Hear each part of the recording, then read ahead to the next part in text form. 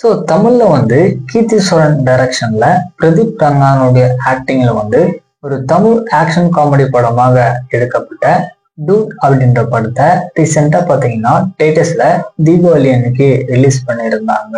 ஆக்சுவலா இந்த படத்தை பொறுத்த வரைக்கும் ஒரு சில ஆடியன்ஸுக்கு வந்துட்டு பிடிச்சிருக்கு, ஒரு சில ஆடியன்ஸுக்கு பாத்தீங்கன்னா இந்த படம் வந்துட்டு சுத்தமா பிடிக்கல அப்படின்றதுதான் உண்மை. ஏன்னா இந்த படத்தோட ஸ்டோரி வந்து இந்த ஜென்ரேஷனுக்கு ஏத்த மாதிரி எடுத்திருக்காங்க.